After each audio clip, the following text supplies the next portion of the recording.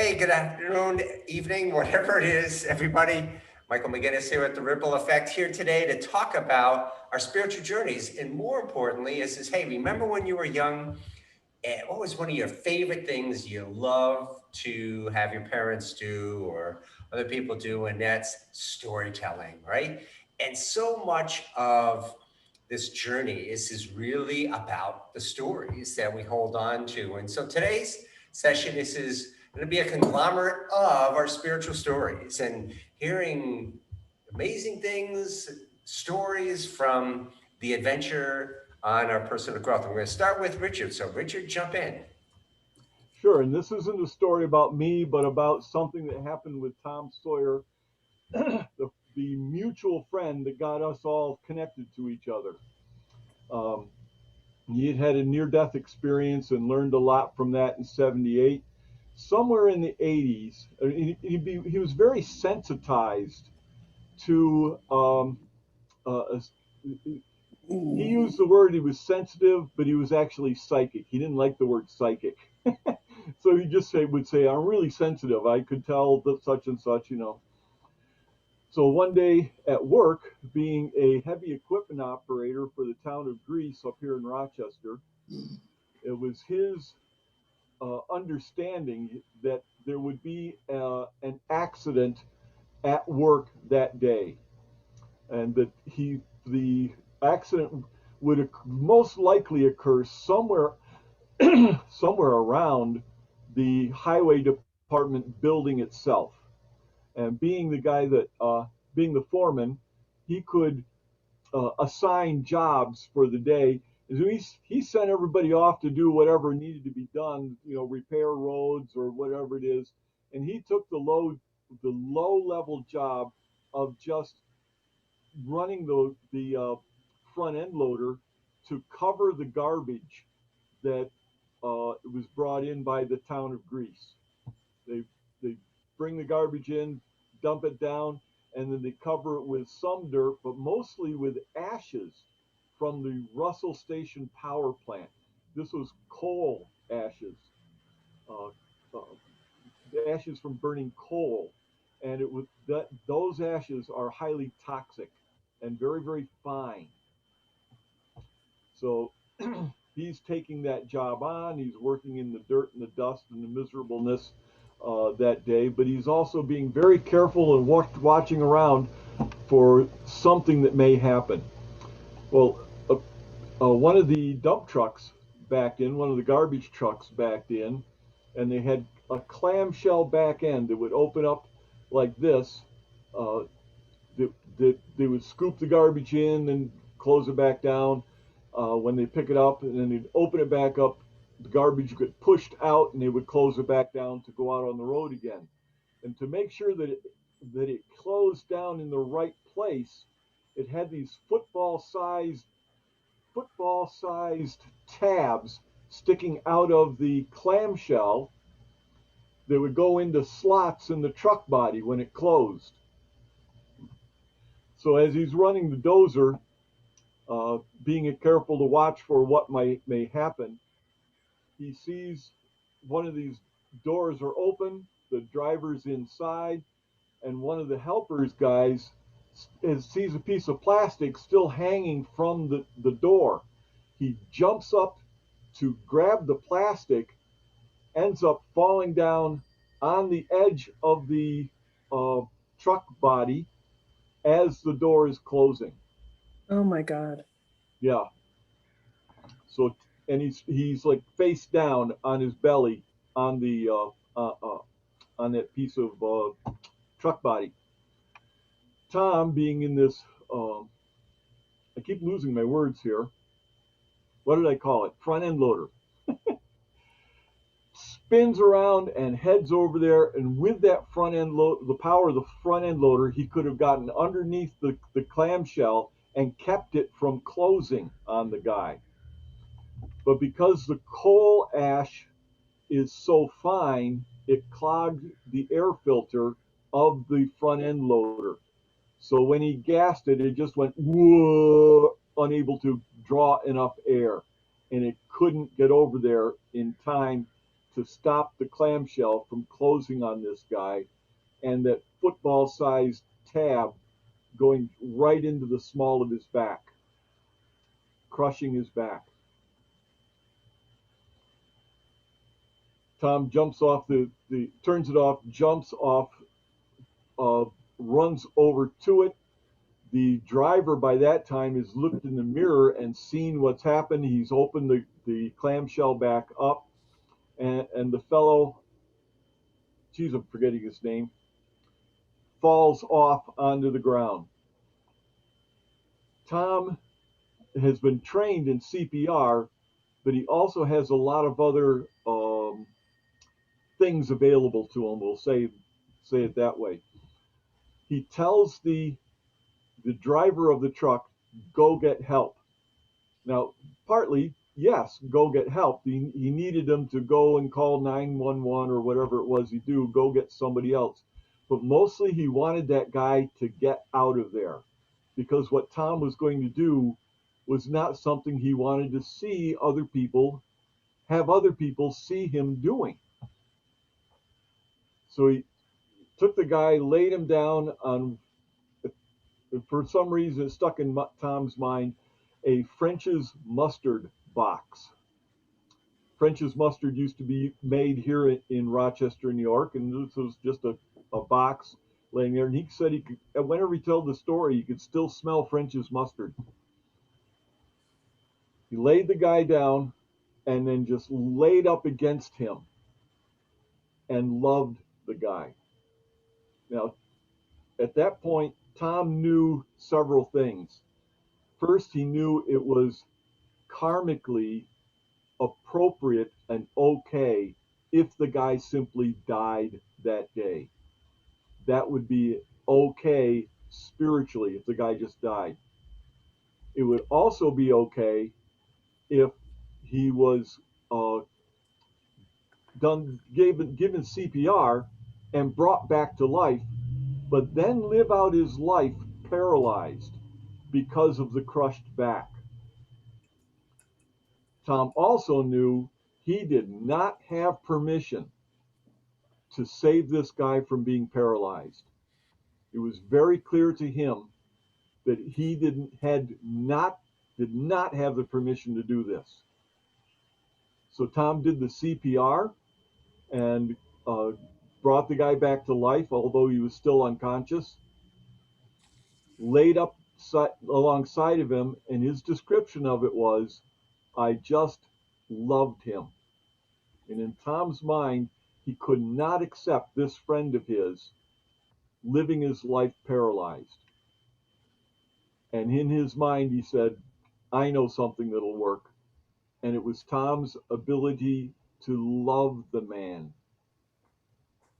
that healed his back. So Tom did that. The ambulance comes, they load him in, they take him off to the hospital, and they work on him there. And Tom goes through the rest of his day. At that evening at home, he starts feeling this pain in his back. Uh, I'm going to say it's a pain that would have any of us on the floor screaming, because what he called up some friends of his and discussed what was going on, and the explanation they came up with was because he was not given permission to heal that guy's back. The energy to do so did not come from spirituality. The energy to do so came from Tom himself. And where does it, how does a single person generate that much energy? It comes from your body. If anybody who's ever done healing and did not connect above first, but just give someone their energy, you can run out of energy real quick. 4 or 5 little bitty sessions, and you just want to curl into a fetal position on the floor. You're drained. That was the kind of thing Tom did, but in spades, just pouring so much energy into this guy, it used the energy of Tom's body. When subsequent x-rays and MRIs and whatnot showed pieces of his body missing. The first doctor he went to see, or the first time he went to this doctor, they did an MRI, and the guy's looking at the MRI and he says, "So have you always been crippled?" And he says, "No, I used to be a national caliber athlete." And the guy couldn't grasp it. Well, you should not be able to walk, almost to the point of not being able to walk. And Tom, I know. So he had the two back injuries. One was the compression from bouncing around on this front end loaders and bulldozers and things, going at high speed over top of construction sites, and it compressed some discs and whatnot. The other was the missing parts of his body that were used to heal his friend's body.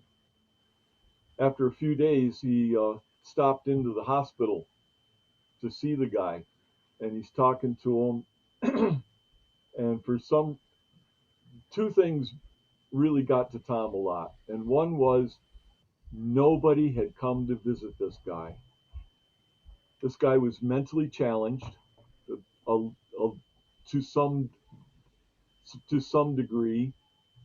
Uh, didn't really He had people that were friends with him at work, but didn't really have friends.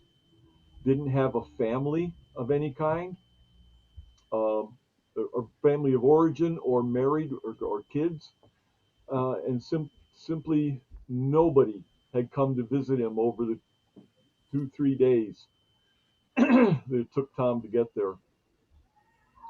And the other thing that got Tom was in the course of talking with him, he tried to very casually ask, "Well, can you wiggle your toes?"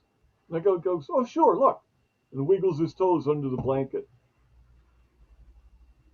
If you could see Tom's emotional response to simply telling the story that the guy could wiggle his toes, it got me.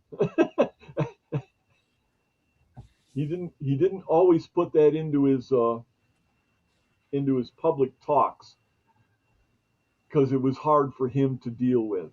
But the sense, but then, of him understanding that he gave essentially gave part of his back to that guy, and it worked.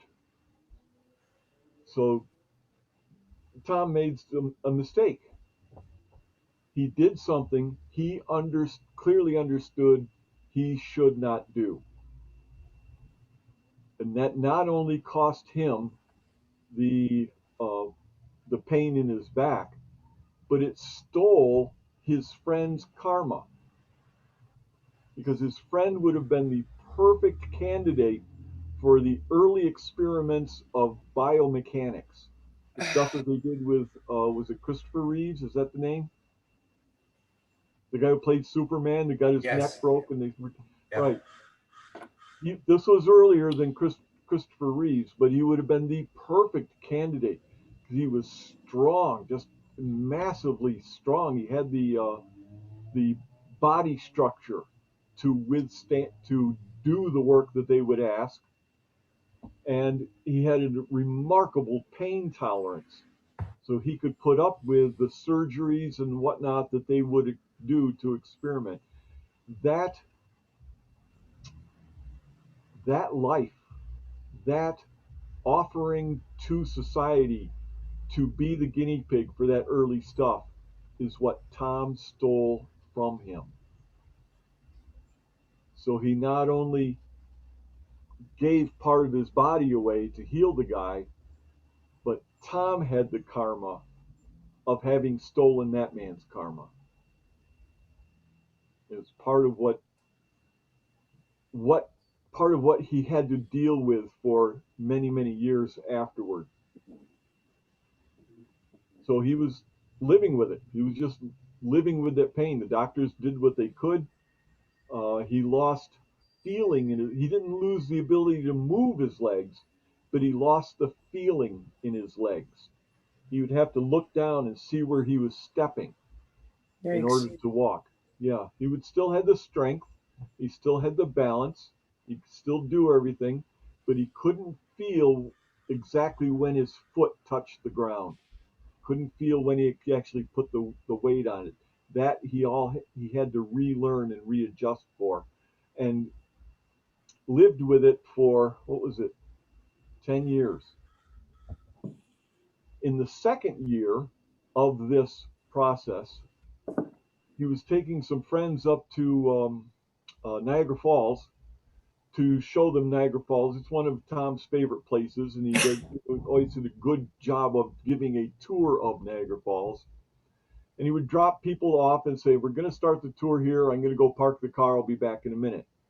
Well, walking back from where he had parked the car to where these were, he looked off to the side in a little park-like area, and there are a bunch of people paying a very respectful presence to a young woman. And as he's watching them, he's thinking, well, she must be a princess of some kind. She's dressed in East Indian clothing, like Indian, and was very respectfully treated. And he had the inclination to go over and see what it was, but was talked himself out of it because he had people waiting for him where he had dropped them off. So he went over to the people and did the thing and da da da da da. Well, over the years, I'd seen him pass out from the pain in his back while sitting at a table. You just you're sitting there talking to him and everything seems fine, and then he closes his eyes, drop over, snap, and come back, Wow. and he would simply pass out from the pain level that he was experiencing. And one time at a conference in Geneseo, at, for lunchtime, he gets his tray of food, and I go out and he says, "Go find a table." So I go find a table, and unfortunately, it's a little farther away than he would have liked to have walked. So I sit down. He comes over. By the time he gets there and sets the tray down, he is white as your beard, Tom, from the pain Wow. he was in from carrying the weight of a tray of food. That's what he lived with for 10 years until we went to see Mother Mira in Germany. And I'm forgetting who was such a fan of hers that had traveled to Germany time and time again. So that's one of the trips we took, was to go there and see her. And you're typically are supposed to go, and at that time you would see her 4 days, 4 evenings in a row. She lived in a house. There were no hotels or anything nearby. You wherever your hotel was, you'd have to ride in the bus a couple of hours or two, whatever it was, to get there, and then sit somewhere in the house waiting for your turn to have darshan with her.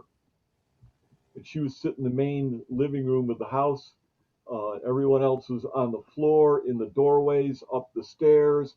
Like 200 people packed into a standard sized German house.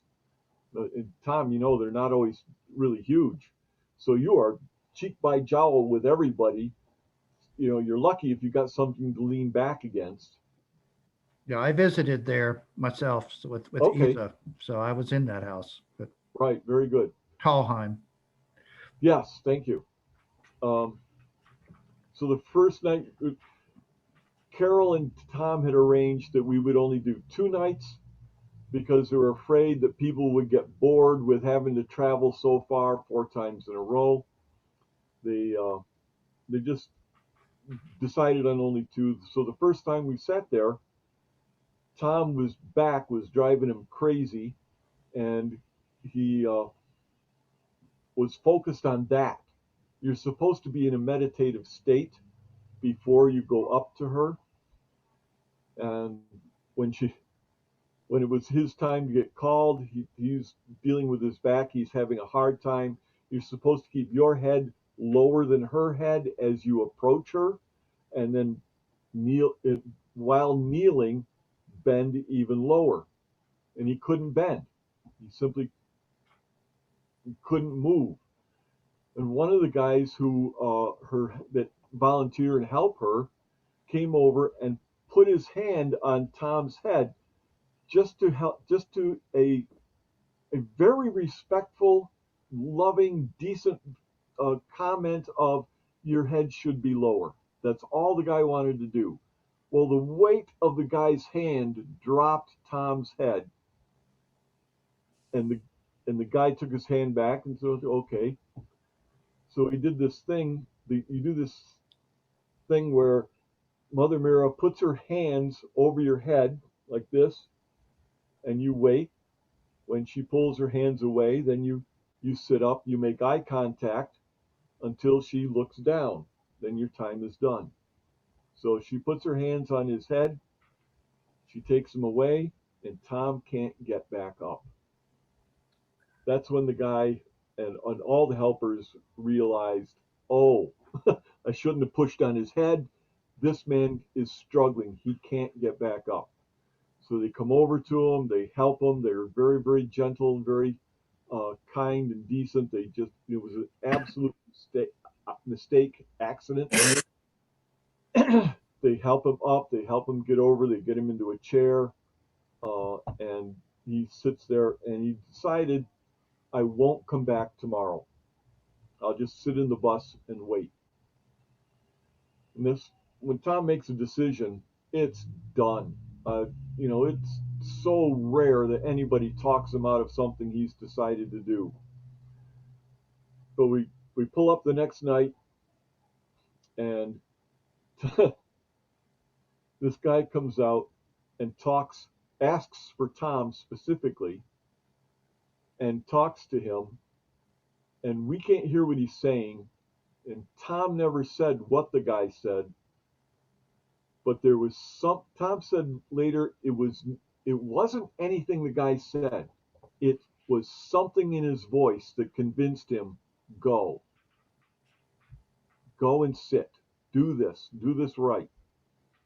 And he asked a couple of people, do you know anything about this lady? Like, who is she? What's her like, nice lady who doesn't talk. That's all I really know. Somehow he comes to the decision, I've got to really do my job spiritually, do my job. So he sat that night. They provided him with a chair to sit in. One of the things he was concerned about was he was an interruption to everyone else in the room, and he didn't want to interrupt anyone else. He's just going to wait in the bus and be fine. And they convinced him, we'll have a chair for you. You won't need to do the kneeling or any of that. We'll make it work for you. And he finally said, okay, as long as I go last, so I'm no interruption to anybody. So they do that. Everybody goes through. He sits the chair down. I'm sitting off to the side where the room is here, and the wall is here, and the doorway, and I'm just around the corner from the doorway is where I'm ended up sitting. So I can see. I knew that Tom went in there. They had a chair for him and all that. But the only thing I saw was him coming out. And his description of how it went was, as he bowed his head a little bit to her, and she reached out to put her hands on his head. The moment that the first hair on his head touched her palm, he once again had experienced the superluminal telepathic communication that he had only I'm good with words tonight. The only other time he had ever experienced it was standing before the light in his near-death experience, and he was having that with her in that living room right then. He didn't tell much about what went on between them. She asked, do you need help? And he said, yes, means spiritual help somewhere in the world. Uh, and was reassured that he was okay. He's on the right path. He's as good, as much as anyone can be reassured. She takes her hands away. He looks up at her. And when she puts her things down, he simply stands up. Just, he said, I stood up like an ice skater. He walked outside. When I saw him pass by me, it was caught my attention like, what's different here? I didn't know what I was looking at. I didn't know what had happened in the room, but I could tell there was a difference in him as he walked past where I was sitting. And you always have to take your shoes off when you go into the room, so the outer patio is filled with shoes and whatnot. So I'm kind of keeping an eye on Tom and watching as people are dispersing and going away. And it gets down to, he's waiting. He's standing, leaning against the wall in the patio and just looking at people, nodding silently. And I'm watching going, what? This is really different. I don't understand what I'm seeing.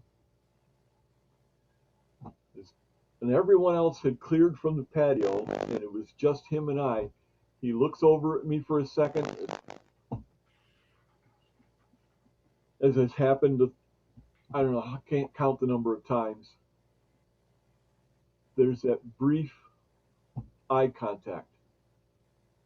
He sets his shoes down on the patio, on the ground in front of him, reaches his hands far over his head, bends all the way down to take his shoes, and puts them on while bent over.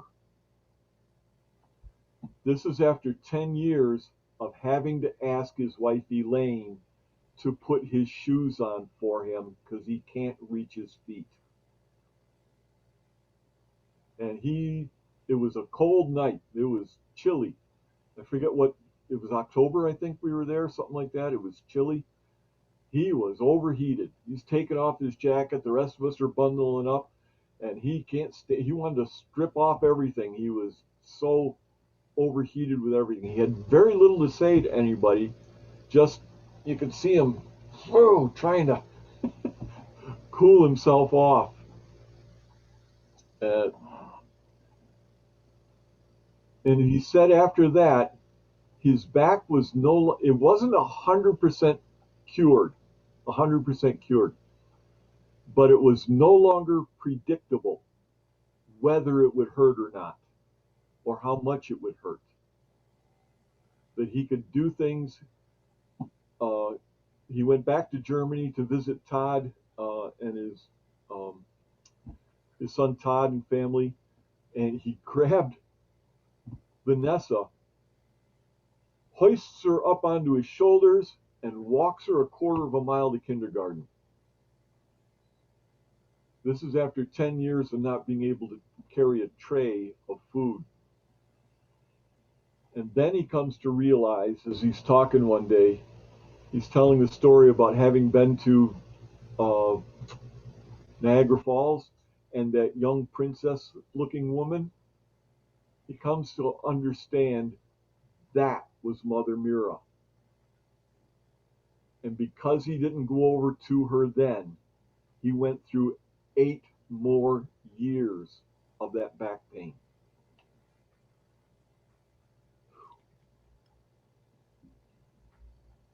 You're pretty.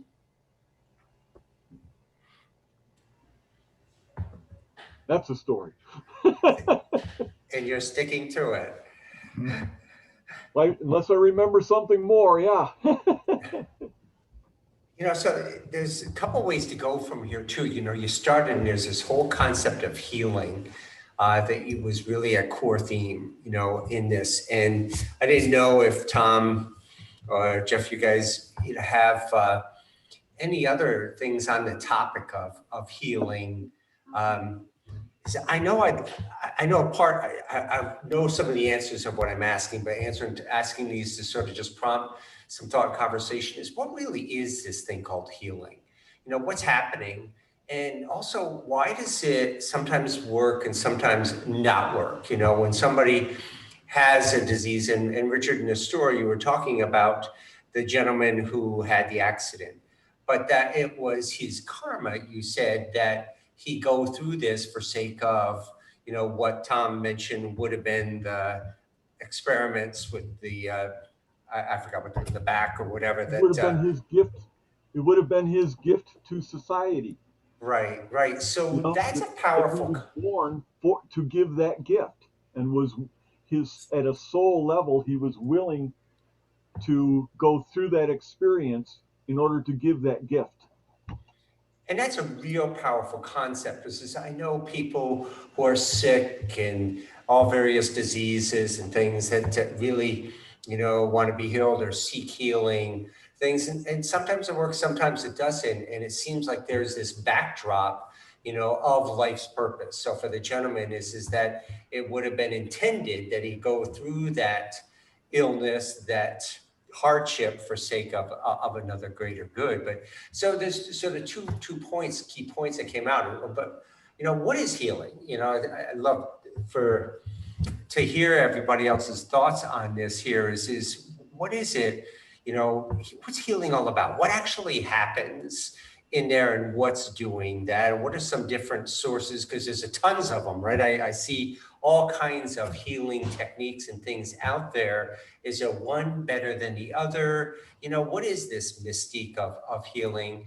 And secondly, is, you know, what's your understanding of, you know, why sometimes it works and it doesn't? I know I volunteered at children's oncology camp and children have cancer. How could that be? What could they possibly have done, you know, to have brought in karma into this life when they're so young? And you want to just love them, heal them, and yet they would often pass away. And it was very, very difficult. You know, I can remember up front to sort of deal with this is like, you know, I want to heal that person. Well, that was my ego, you know, driving it. But Rachel, Jeff, Tom, thoughts on healing? Go ahead, Jeff. Well, it's an interesting, and I think it's a difficult thing to try to wrap our minds around. In all the years of doing body work and all the years of putting my hands on people and just, you know, just doing that. I mean, I'll share one story that, and I was working on this gentleman. I was tired. I had done 3-4 people that day, my normal long sessions. I was like, just tired. I was literally leaning on the table the entire hour and a half massage because I didn't want to fall over. And the guy, and I, you know, did the massage. I, you know, tried to focus as best I could. And afterwards, I walked out of the room and I was just like, you know, whew, that was a tough one. I hope that worked out.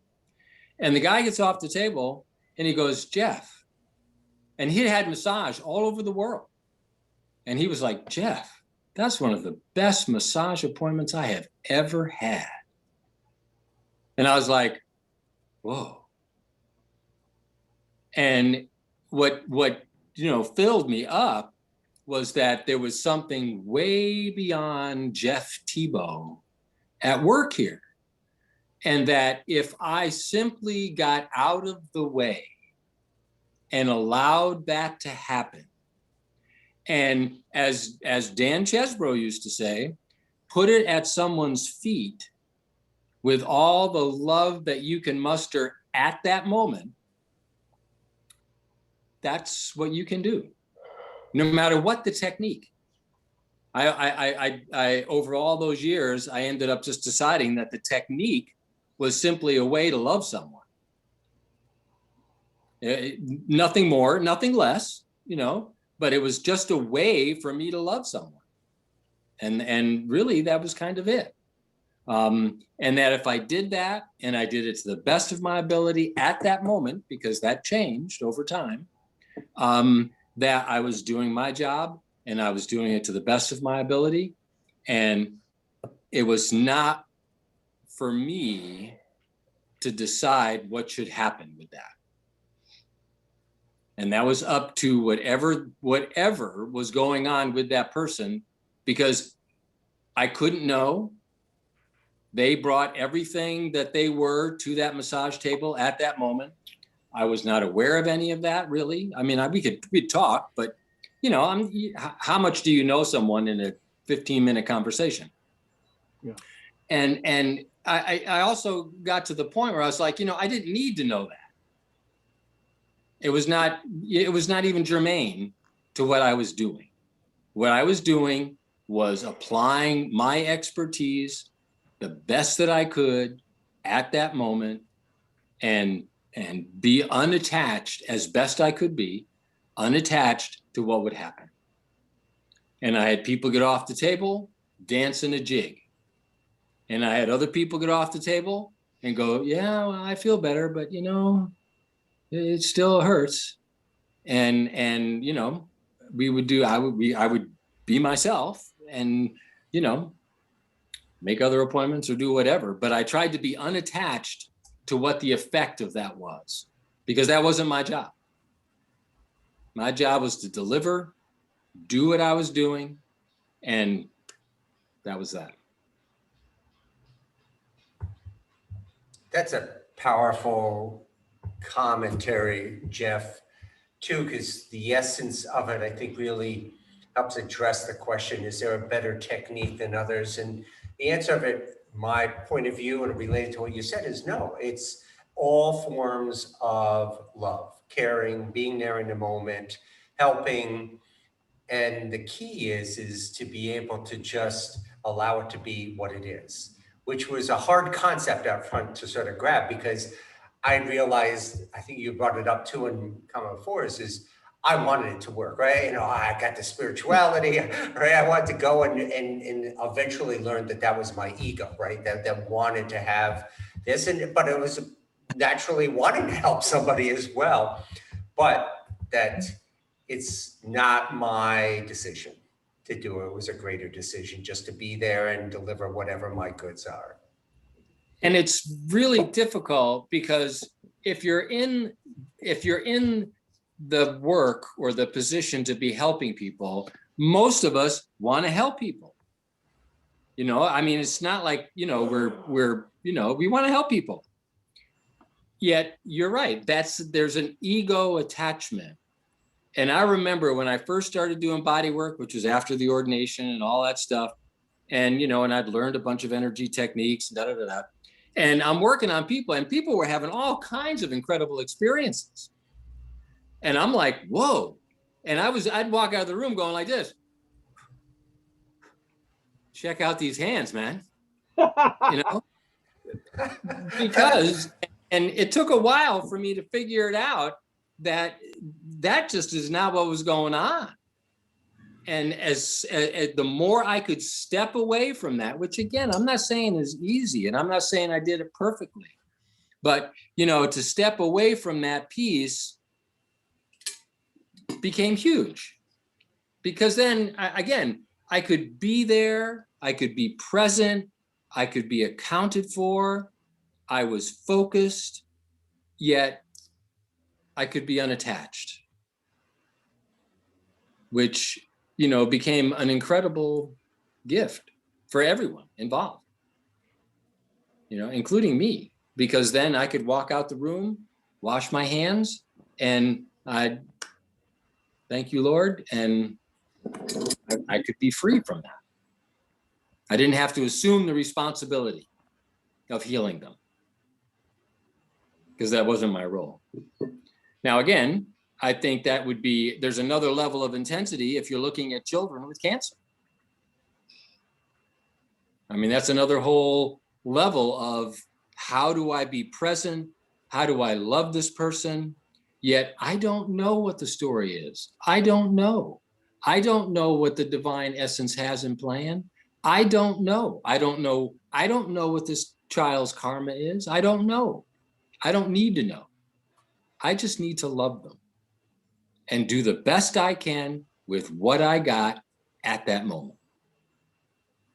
And that's it's easy to say. I think it's very difficult to do.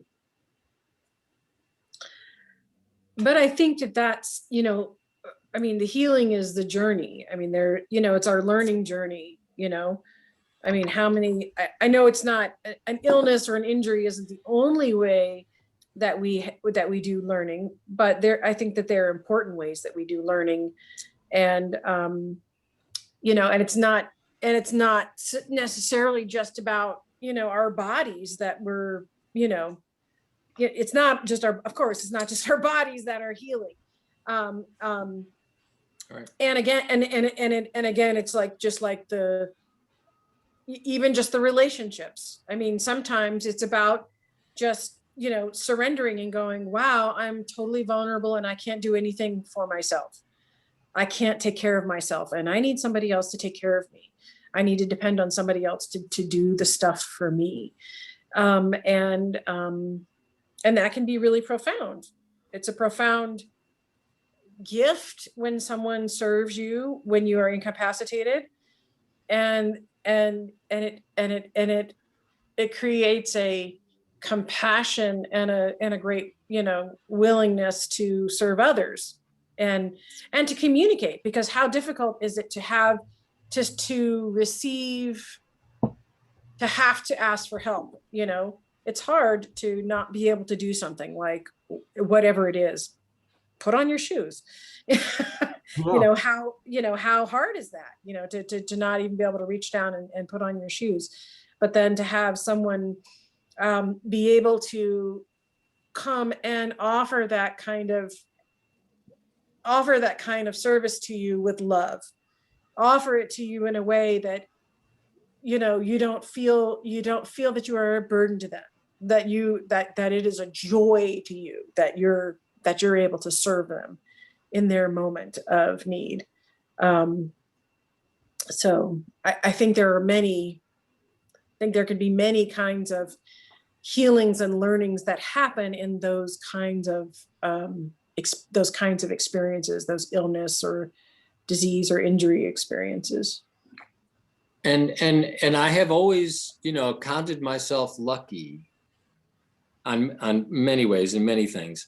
But one of them was that, I was gifted and led to a place where I'm still doing it, have spent 40 some years putting my hands on people, because that's probably done more for me than for anyone, really. Because it, just to be in that relationship, so constantly, and even though it was my work, and people were paying me, to be in that very intimate, giving, open relationship where I was just loving on people. Jeff, I'll share something quick, because it really relates to what you just said. You gave me a massage, and it was at the Geneseo conference, and I never talked about this to you, but it was an incredible experience. And what you didn't know is being traumatically abused by my dad in many ways. I had kept this cement wall between me and other men. There was the trust issues, but it was also just, I'll never let that pain happen to me again, was what my mindset was. And so I would really avoid people. And this was a case of where you, as a man, touching me, you're right, it's a more intimate way and everything. And after being sexually abused, molested, and other kinds of things, all as a part of the abuse, really healed me immensely. It was a breakthrough, as well was the conference. But I never told that to you, because I guess at that point I was really embarrassed, about my past and experience and sharing things like that too. But I just want to live in a person say thank you for that, because it was a great example of what you just said. Is you probably had no idea. I had no idea until I really went through that experience. No, and thank you. And that's a wonderful case in point, because I didn't know. And, and it's, which is hopefully something that I imparted to all the people that I taught how to do body work, is that it's an honoring to be in that position. And if I could approach it, well, I tried as best I could always to approach it that way, because I didn't know. And, it thrills me that it worked.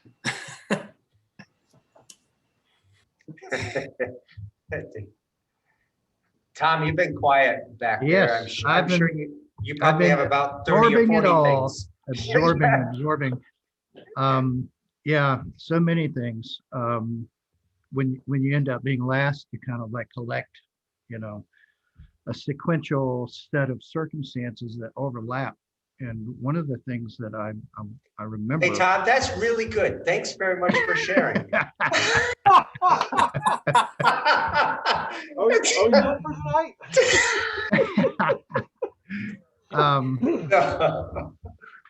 One of the things that occurred to me, back to Tom's back issue there, several things happened for him. One was that he took on karma that he shouldn't have, and he didn't ask for help when he should have. Right. So he kind of was caught in both of those scenarios where, it took him a long time, but I remember Mayor Baba, who I've talked about before, had back issues. He had a car accident back in the 50s, I guess it was, nearly killed him. And he had back problems the rest of his life. And what he said about that was he took on karma in his suffering that was necessary. And it had to do with the industrial complex, the development of machinery. And the fact that it was in a car and he had the back injury as a result of that, somehow that was a healing for the whole development of the industrial complex. And without going into detail about that, but sometimes people take on suffering. In his case, he was aware of it. He knew probably what was going on, and lived with it. That was his lot. He was not complaining about it. He didn't need to go get healed for it. He just took it on as what his karma was, or his job. The other part of that is when you have a situation where you might have an illness or a dilemma that you really don't understand or don't want to you don't want to hang on to it. You want to let go of it. How do you ask for help? Like Rachel says, there comes a time when it might be appropriate for you to just simply say, I need help here, and you ask for that, and not do a Tom Sawyer where you don't ask for the help when it's there. You don't make the effort to do that. So there's a lot of lessons there, that we have to grapple with. When is it appropriate? When is it not appropriate? I recently was having some treatments done myself, and I realized that while I was doing the treatments at the center where I was at, I was, it just sort of happened as I was there, because I was seeing people around me who were really, you could tell when they came in, they were either suffering or scared, or nervous or upset. Family And it's kind of a thing that Richard does from time to time with his clowning, where you try to bring some humor or you try to bring some light into a difficult situation. And so I've found myself using that opportunity without saying anything. I wasn't in there saying, "Hey, look, I can heal and I'm going to, make you feel better." But just in little things that I was, even it might be simply praying for the person as they were coming in there, or making eye contact, or trying to be a light for them. That you could see that for some of those people, their demeanor changed, or they might have sat up a little straighter. I don't know for sure what was going on with them, but again, you do what you can. And so I used the treatment time as a kind of a healing for general purposes. And it was very short. I mean, it was like 2, 3, 5, 4 minutes, 5 minutes maybe.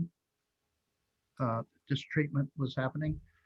And while that was going on, I would allow my healing process to become a healing for whoever, either the planet or for individuals that I didn't know, no specific person, unless it came up. Sometimes I would think of a specific thing, but it lasted for a certain number of weeks.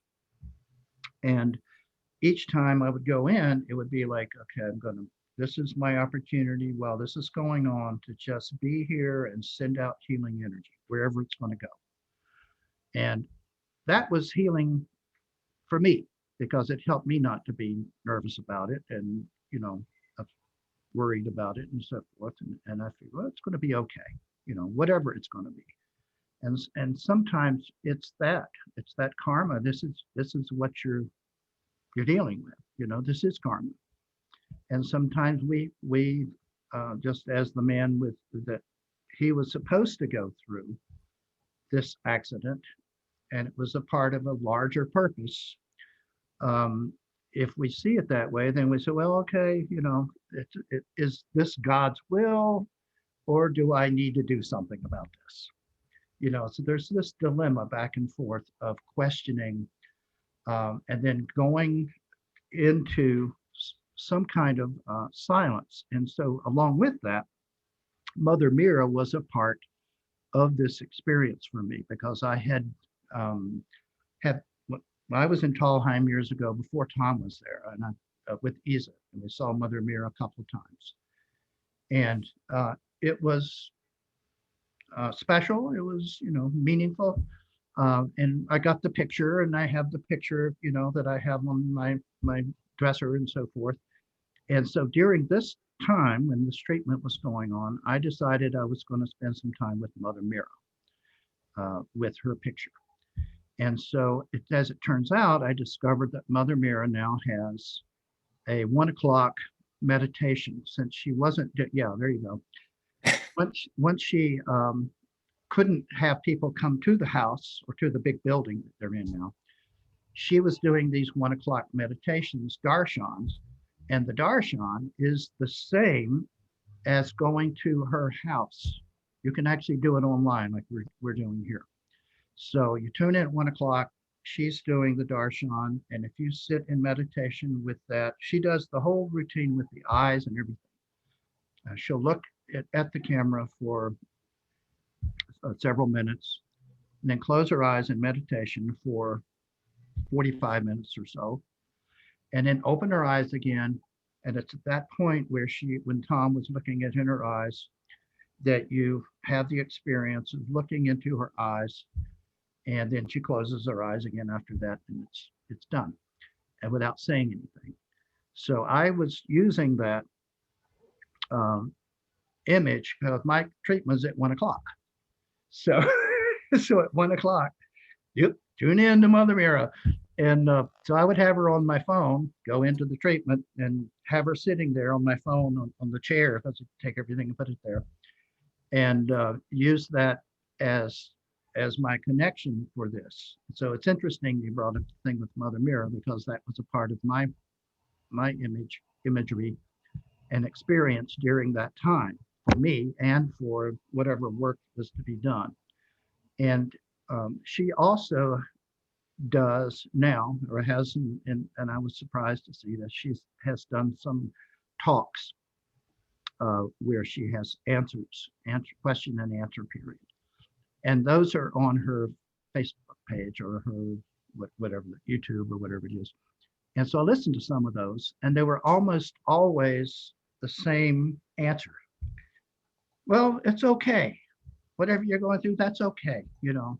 And if you do it that way, that's okay. You know, don't worry about it. And it's like, you know, nothing complex. It was all pretty much like, well, if that's what you're experiencing, then that's okay. Don't worry about it, you know. And nothing, again, very complex and, you know, deep answers about how you're supposed to do this. But the whole notion of loving someone, just not putting yourself down so bad about the mistakes you're making.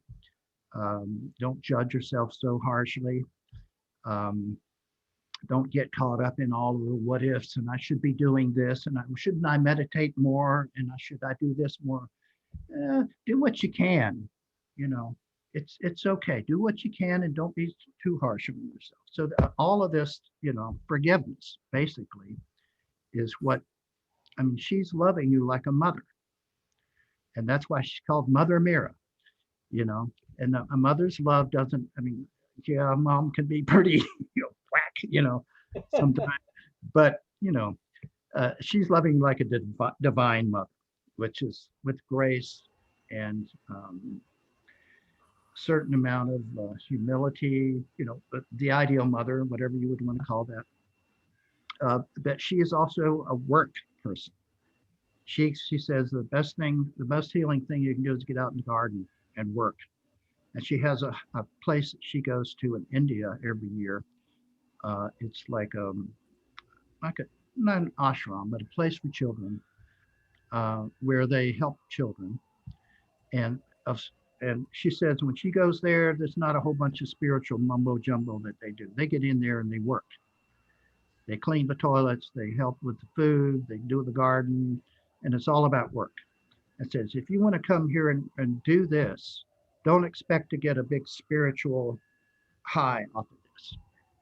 You know, you want to come and help, that's great, and you'll benefit, but the benefit is in the service that you'll provide to the children in that program. So she's very practical in her approach to what she does.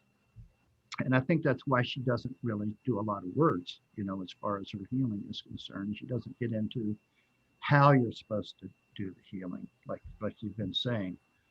It's the intention of being there. Now she does unwind, you know, in her thing that she does, like with Tom, she unwound some karma there for him, and it was a grace. It was grace.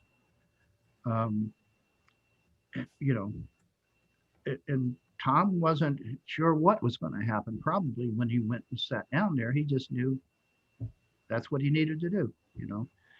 And he wasn't asking for healing per se, but that was her grace, you know. And so that healing, and what she does is she offers this to whomever is receptive. You know, it's up to us to be receptive. And that's the part sometimes it's complicated for us. We feel like we deserve healing or it's okay to be healed. And in whatever the divine will is, you know, for that. Is it better that I'm healed or better that I go through this process and heal people through my suffering or through my circumstance, you know? And there's no answer to that, you know, that we can lay out to everybody. It's a matter of like, you have to go within yourself and really to be receptive, at the same time willing to act or to ask if that's appropriate. If you feel like in your soul, it's okay to ask for something, you know, even if you don't get what you want, you know. Maybe you don't get a healing, and that's why sometimes you don't. It's because it's better The healing is in the suffering, or the healing is in the karma that you're going through. And in the long run, that's what you need in order to progress spiritually, because this isn't the only life. This isn't the only show in town. The stage door, you're sitting outside the stage, but there's another play coming. Maybe this Right. isn't the play for you. You'll wait your turn. Your part will come, and it'll be a different show. So there's a larger, much bigger context of life than just this little bitty time frame that we are living in right now. It's another thing that Mayor Baba said in one of his, when he was still talking years ago, that worrying over and missing somebody and fretting over somebody's death or loss, if you could see what was really going on, you wouldn't cry for them.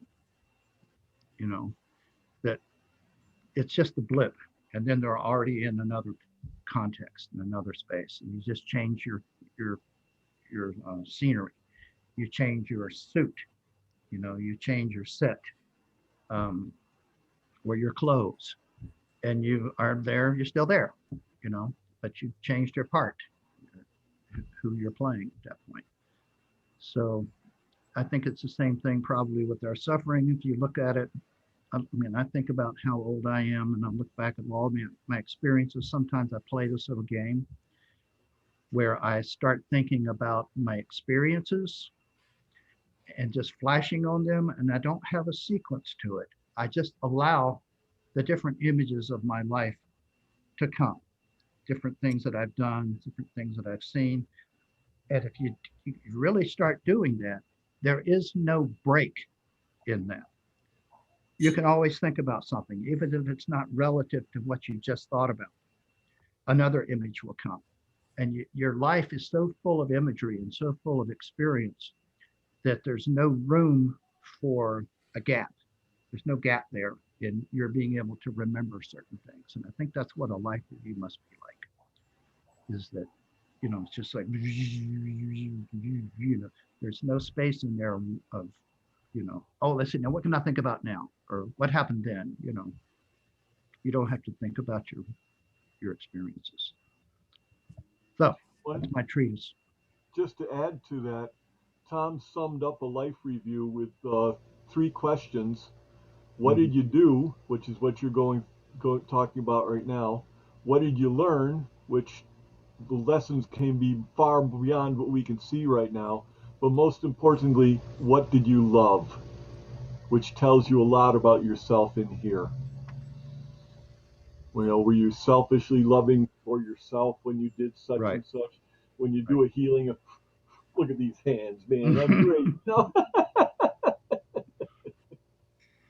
Yeah, it reminds me of this. I told this story in an earlier one of our versions about my first healing experience was in the Boston area when I after a psychic fair, which I described it, how I ended up there. And it was all new to me. And somebody asked me if I could heal, and I said, I don't know. I don't know. Give it a try here. So I just took the woman's hand and I described that she was about to have an operation like the next day or something. And she was hoping for a healing. So she didn't have to have the operation, right? So I said, well, I don't have a clue whether I could do that. So I just held the woman's hand and loved her. And I figured that's all I could do, because I don't know what to do anyway. So I was all about that at that point. So it's holding the woman's hand, and very shortly she started making all of these noises and and she had it wrapped up and it was all stiff, and so she took the wrapping off and she was going like this, and on my wrist, the one that I had used to hold her hand and love her, I had a ganglia that I had talked about, which is a kind of a nerve ending thing that has a swollen area there, and it's usually painful, and it keeps your wrists from being able to move very well. And I didn't pay much attention to it at the time, but after I had this experience, I just happened to notice that that was gone and that it didn't hurt anymore. The lump was gone, everything, and it never came back. And that taught me that the healing is not, as you mentioned, it's Richard, I think you mentioned if it's not coming from above or from God, then you're going to burn out pretty quickly. Yeah. So that's the only place it could have come from, because I wasn't projecting anything at that point except to love this person. And it worked through me as much as it did the person. We both received a healing. So I think healing isn't necessarily limited to what you think you're focusing it on. Healing can be a much broader context. And if you are walking into a space and you carry light with you and love in your heart for whomever you come in contact with, then you're going to affect your whole surrounding. And however large your sphere is. And if you expand your sphere to include the universe, then you might not see the result of your healing. You might just simply be a healing force that has a ripple effect that is beyond your knowledge or beyond your understanding.